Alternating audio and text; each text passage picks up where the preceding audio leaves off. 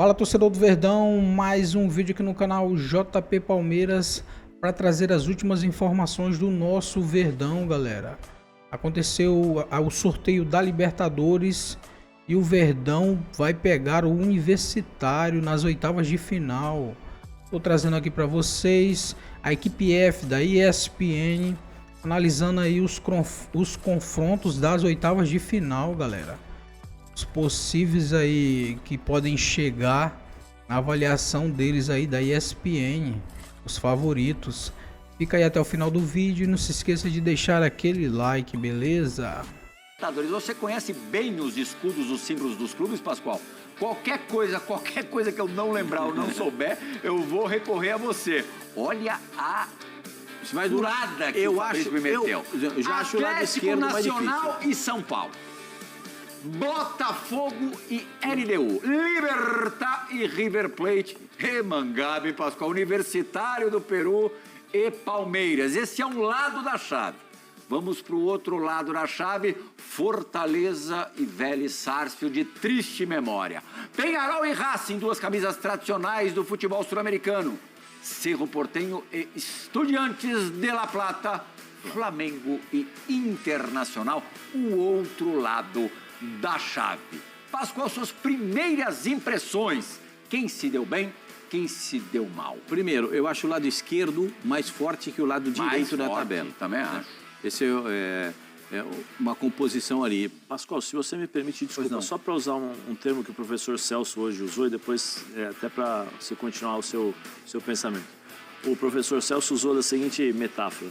A coluna da esquerda foi beneficiada pelo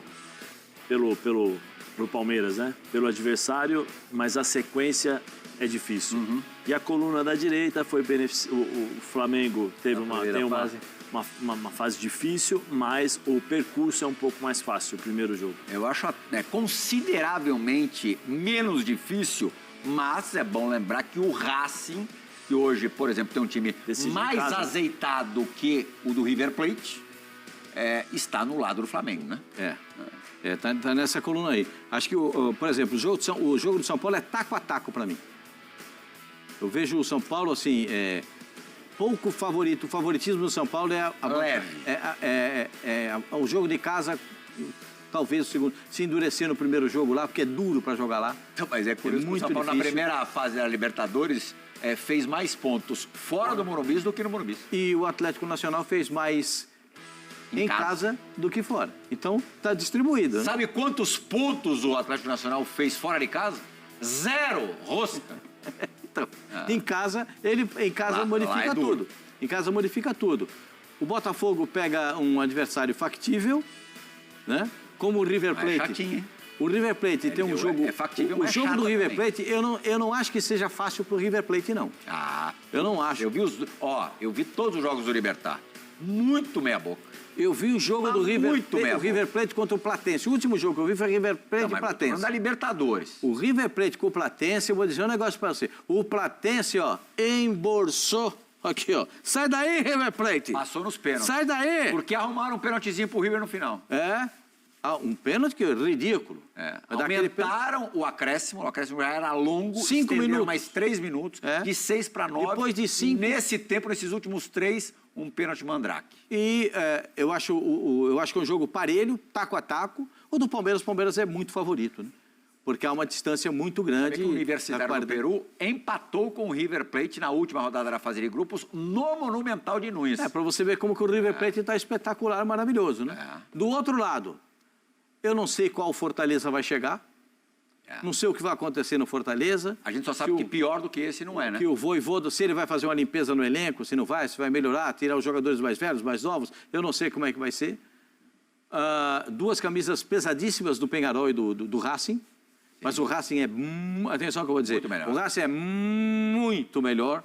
Não pouco não. É muito melhor. Mas aí entra a rivalidade de Uruguai e Argentina. E você sabe que aí sai faísca de tudo. Quando um repórter amigo meu falava que isso aí é faíscula. Faíscula não existe, é só faísca. E aí você vê o Flamengo. Eu vou dizer para você, o Flamengo pegou osso. Porque o Internacional arrumado vai ter tempo de arrumar o time agora com essa parada. e o Flamengo vai para o Mundial de Clubes. Aí a gente não sabe como é que o Flamengo vai voltar. Não sabe como o Palmeiras vai voltar no Mundial, como o Botafogo vai voltar. O Botafogo me surpreende muito. Só um detalhe no Internacional, Fernando praticamente fora das oitavas. E o Bernabéi, muito provavelmente também ausente, porque o problema que ele teve leva 2 meses de recuperação. E faz muita falta. Olha as baixas do Internacional. Especialmente o Bernabéi, né? E tem o Botafogo, que a gente não sabe como é que vai depois do Mundial. Se vão sair os jogadores... São 3, né? 3 Jair, Cuiabano e só o Igor Jesus. E o Igor Jesus. Se vai sair, se e vai como sair vai repor também. Jogador. É complicado isso aí. É complicado. O Zinho talvez tenha uma visão diferente do que eu esteja falando, porque eu acho que... Se você falar para mim, Pascoal, fala qual vai ser a final hoje da Libertadores, eu falaria para você com tranquilidade, porque um ficou de cada lado do grupo. Um do lado esquerdo, outro do lado direito. É Palmeiras e Flamengo para mim a final da Libertadores. Muito óbvio. E outra, tem certeza disso? Isso me ajuda muito, é para a gente recuperar a memória. É bem possível, porque você vê esses 2 times num estágio, apesar do Racing estar no estágio legal, mas esse aí, eu acho que esses dois... Mata-mata. Não, agora é mata-mata. Oitavas, quartas, semi e final só, uma partida única lá em Lima. Então vamos ver o que vai acontecer. Para mim, os favoritos são esses 2. Palmeiras do lado esquerdo e o Flamengo do lado direito. E você sabe o que acontece quando nos mata-matas São Paulo e Palmeiras se enfrentam, né? Se cruzam, né? Se São Paulo e Palmeiras nos mata-matas, sempre tem o São Paulo atrapalhando a vida do Palmeiras. Mas sempre tem isso. Você sabe que tabu foi feito para quebrar, né? O tabu não foi feito para durar. Ele foi feito para ser quebrado. Então, isso, hein, Babozinho? O Calabres está impossível, hein? Essas coisas também. Ou não. Quem tem o caminho mais fácil para tentar na final em Lima a glória eterna? Pô, Plihal, assim, a gente está falando pelo que a gente vê de atuação das equipes na fase de grupos, né? Mas a gente está falando que essa competição aí só vai voltar lá para o meio de agosto. Tem muito tempo, né? Nós estamos no início de junho. Tem junho todinho, tem julho todinho, tem boa parte de agosto. Até os times que vão para o Super Mundial aí, para o Mundial de Clubes, vai ter tempo de voltar e ainda se recuperar para jogar a Libertadores. Então, assim, vão ter 2 janelas de transferência até chegar essa fase aí, se não me engano. Tem uma agora antes do Super Mundial e tem uma depois. Então tem muita coisa para acontecer. Jogadores que podem sair e que tem clubes que, se perderem jogadores, não tem grana para repor. E tem clubes que pode perder alguns jogadores e de repente reforçar com jogadores até melhores, porque tem condições financeiras. Estão falando muito do Botafogo. Se o John Textor cismar de trazer alguns jogadores aí de um nível muito bom como ele trouxe, de volta o Luiz Henrique, trouxe o Almada, o Botafogo pode até melhorar. Né? Assim, o Igor Jesus, se sair, acho que mais complicado, né? Quem ele vai buscar como centroavante. Mas na zaga, o Jair, acho que o Jair nem é titular do Botafogo. Ele está de titular porque o Barbosa e o Bastos estão fora. Mas até lá vão se recuperar. Eu não sei nem se o Jair continuasse, se ele continuar no Botafogo, se ele vai continuar sendo titular do time. O Cuiabano, a mesma coisa. Né? Recuperando, contratando, ele está muito bem, o Cuiabano e tal, mas assim, eu não sei se chega jogadores para jogar ofensivamente, se de repente ele vai brigar na posição com o Alex Telles, de repente o Alex Telles, mais experiente, tudo, mantém como titular. Enfim, dito isso, é claro que o caminho do Palmeiras para classificar as quartas de final pegou um adversário, né, que fez uma campanha muito ruinzinha, classificou ali, acho que é o pior segundo colocado, né, de toda a fase de grupo. 8 pontos que teve só o Universitário. Então, assim, o caminho para o Palmeiras, que decide em casa, ficou melhor. E olhando para os outros brasileiros, vocês falaram muito aí, que acho que o Pascoal falou que é taco a taco o jogo do São Paulo contra o Atlético. Eu não acho, não. Acho o São Paulo bem favorito. Depois do Palmeiras, para mim, é o adversário mais acessível para um brasileiro passar. O Fortaleza tem um argentino, não vem no momento bom, precisa melhorar muito. E o Botafogo tem a LDU com altitude e a LDU que classificou num grupo muito equilibrado com o Flamengo e o Central de Córdoba.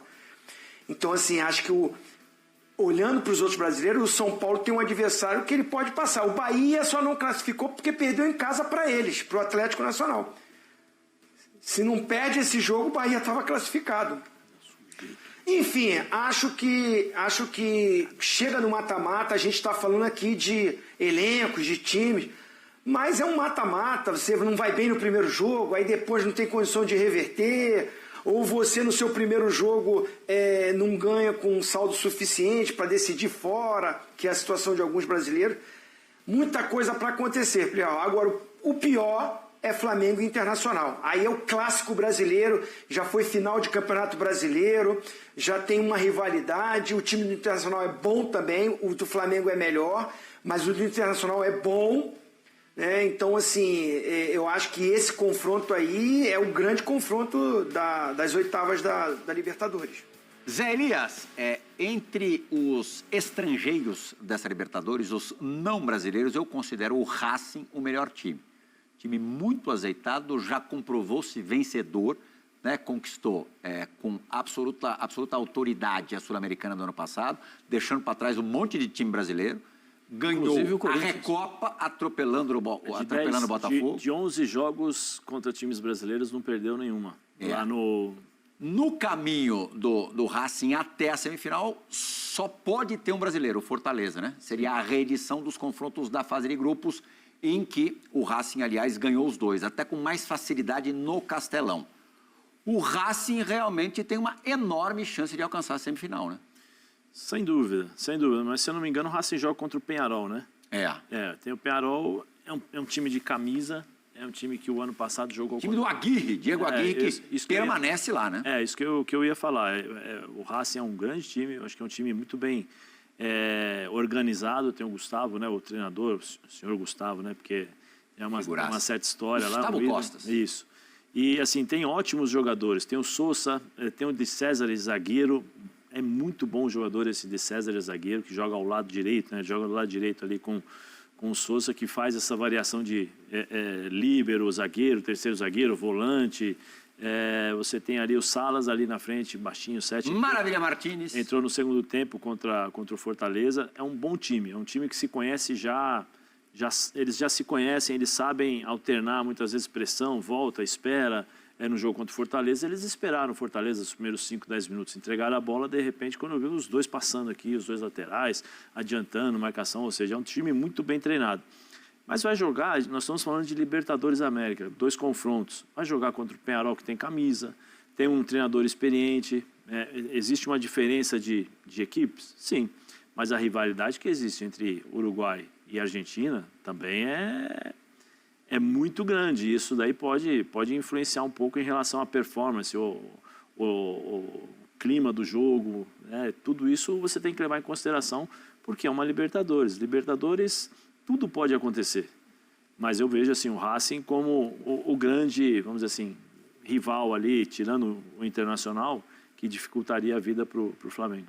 O Racing pode negociar o Martirena para a Rússia, é isso, lateral direito? Parece que já está praticamente muito Spartak de Moscou. Os dois laterais do Racing são muito bons. O lateral esquerdo, inclusive, também joga de zagueiro. Mas esse aí é um desfalque seríssimo. A diferença, né, Zinho, dos brasileiros para os outros sul-americanos é que nessas janelas que você acabou de citar, é muito possível que a maioria dos brasileiros se reforce e a maioria dos outros sul-americanos perca jogadores. Pode perder 2 jogadores importantes para o Boca Juniors, para o mercado sul-americano mesmo. Quem não vai contratar ninguém é o São Paulo. Isso pode ter certeza que, se não perder ninguém, o São Paulo e os demais sul-americanos podem se enfraquecer. Se fortalecer é mais difícil. Mas o São Paulo pode ter, vai ganhar. Tem 11 DM, né? Tem 11 no DM, mas tem Lucas, tem Oscar, né? Tem o Marcos Aurélio. Marcos Antônio, desculpa. Ferreirinha. O reforço do São Paulo é recuperar os caras do DM e não vender ninguém. É isso. A esperança era vender o Pablo Maia, mas como o Pablo Maia não está... na plenitude, que o Pablo Maia bem, para mim, já disse para vocês, o Pablo Maia bem, para mim, joga na seleção brasileira. O Pablo Maia é um bom jogador, mas não tanto, pastor. Para mim, joga. O Pablo Maia joga. Bom jogador. Volante da categoria dele, pelo amor de Deus, é difícil achar. Agora, eu fico exatamente como o Zinho falou. Eu não sei se o Botafogo vai se reforçar, se o John Textor está na fase do investimento ou está na fase de coletar lucros. Eu não sei. Porque todos os investimentos que você faz um investimento em um momento e espera o lucro para você arrecadar. Eu não sei se o dele é da arrecadação ou é de investimento. Eu tenho essa dúvida. Quanto ao Textor, pelo momento passado, nesse início de temporada. Fica uma dúvida muito grande. Agora, quanto ao Flamengo, vai chegar mais gente aí. Está chegando o Jorginho, o Flamengo está falando que dá para contratar mais uns 2 jogadores. Puxa vida, já pensou o Flamengo ainda com mais... O Flamengo tem um detalhe, né, pessoal? Daqui a pouco a gente vai falar do sorteio da Copa do Brasil. Acaba que os torneios vão se entrelaçar, Zinho. E o Flamengo... uma semana antecedente da outra. O Flamengo, nas oitavas dos 2 torneios, tem adversários pesados. O quanto que isso pode atrapalhar a caminhada do Flamengo, Zinho? Uma semana você joga com o Inter, não, outra pode atrapalhar. Pode atrapalhar se o presidente do Flamengo falar que a prioridade é o Brasileirão. Nossa, eu ia falar como isso. já teve essa conversa. Porque você vai jogar contra o Atlético Mineiro e contra o Internacional, mata-mata. Você vai jogar em casa, você tem que fazer o resultado em casa. Primeiro jogo do Flamengo contra o Inter e contra o Atlético, respectivamente. Libertadores e Copa do Brasil, o primeiro é em casa. Tem que jogar 1000 por hora, 100% para ter uma vantagem para o segundo jogo. Aí você vai com todo mundo também para o jogo do final de semana do Brasileirão. O Flamengo tem um elenco maravilhoso, a gente aqui brinca, né? Incomparável, tudo bem, também acho um elenco maravilhoso, espetacular. Só que os momentos agora de oscilação do Flamengo foi quando esse elenco teve problema de contusão. Que jogadores ficaram de fora e o Flamengo, lutou e suou muito para classificar. A gente viu o jogo contra o Tátira. Foi um Deus nos acuda. Foi ali 1-0 na conta do Chá e quase que toma o gol no finalzinho, um empate, que o Flamengo hoje estaria jogando a Sul-Americana. Então, é um elenco espetacular, mas precisa todo mundo inteiro, todo mundo bem para esses confrontos que vão vir pela frente. E para classificar na Libertadores e na Copa do Brasil, você vai ter que mesclar no Brasileirão. Aí, como a diretoria vai agir com a comissão técnica sobre isso, aí é outro papo.